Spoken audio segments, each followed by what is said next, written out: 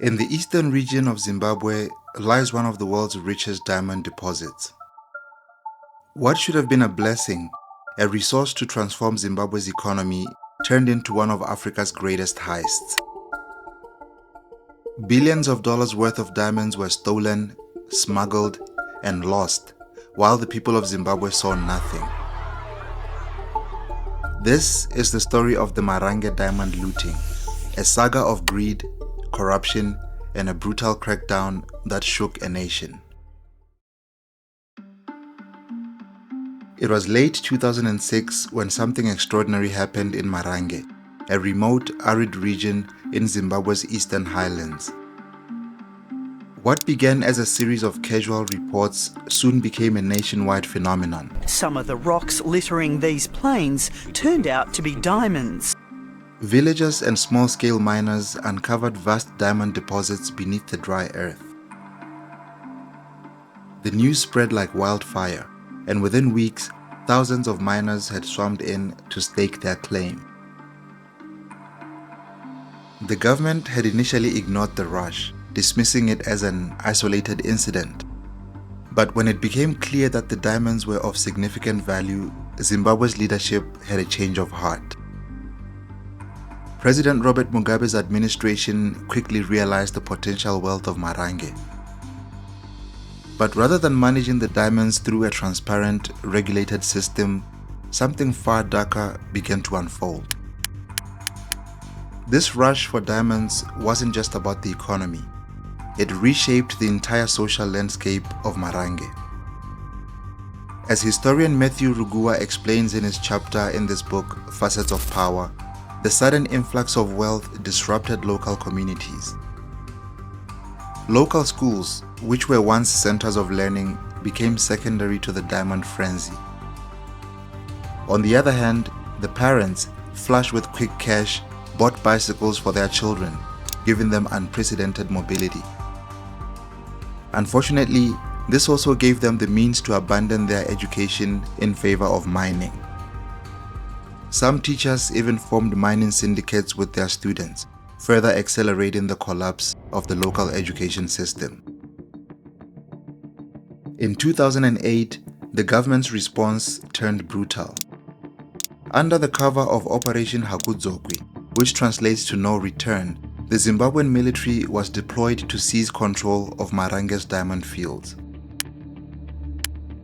What followed was a bloodbath. The soldiers descended upon the miners with ruthless force, and hundreds of people lost their lives in the crackdown. Survivors recalled being beaten, tortured, and forced to hand over their diamonds at gunpoint. Reports from human rights organizations painted a chilling picture of a violent state-led operation. The military's violence was not just about control, it was about profit. With the mines now firmly in their grasp, the state and its military elite began to systemically loot Marange's riches. Once the military had secured the mines, the true scale of the looting became clear. Diamonds from Marange didn't just flow through official channels. They were smuggled, sold off the books, and then funneled into international markets. An estimated $15 billion in revenue vanished. That's the amount that Zimbabwe's economy should have reaped from Marange's diamonds. But instead, the wealth lined the pockets of military generals, politicians, and international smugglers. We know as the MDC that this money has been externalized, that very senior people within the ZANU-PF administration have actually had their pockets lined up. They've made billions of US dollars, and they should simply have that money repatriated back to Zimbabwe. These diamonds were funneled into black markets across the globe, into China, India, and the UAE, where they were then laundered and sold for a fraction of their worth. The people of Zimbabwe, however, never saw a dime. Investigations by the Global Witness Organization, which specializes in exposing corruption and human rights abuses in the mining industry, revealed that military and political elites were heavily involved in smuggling Marange diamonds into foreign markets. Their 2009 report, titled Diamonds in the Rough, detailed how the military's involvement in Marange enabled the theft of vast sums of money which disappeared into foreign bank accounts and were used to further entrench the ruling elite's power in Zimbabwe. And the looting didn't just drain Zimbabwe's economy, it also deepened social decay. Many young people saw mining as a fast track to getting rich, leading to a rise in criminal syndicates.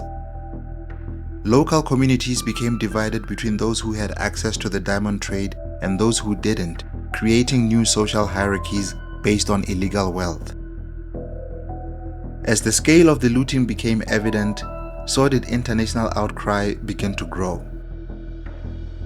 Human rights organizations, including the Human Rights Watch and the Global Witness Organization, condemned the abuses taking place in Marange.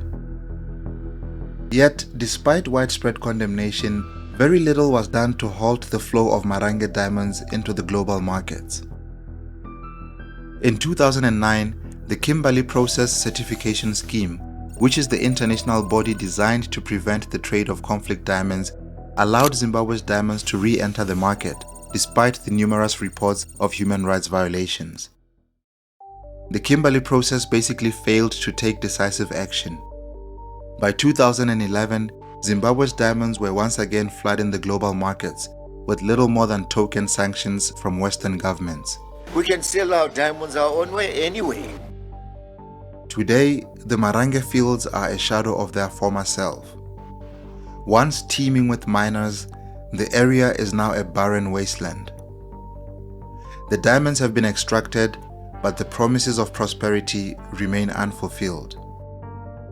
The Marange diamond rush left scars far beyond the economy. Entire schools in the region fell into ruin. Many classrooms were repurposed as temporary shelters for miners, leaving the students without proper learning spaces. Infrastructure crumbled, and the education system never fully recovered. The Marange story is a tragic chapter in Zimbabwe's long history of corruption. The wealth that could have revitalized the nation was squandered by those in power, and the people who worked the mines, those who risked everything for a piece of that dream, well, they were left with nothing. The country's economy continues to struggle, ravished by inflation, corruption, and a lack of meaningful reform. But the question remains, where did the money go?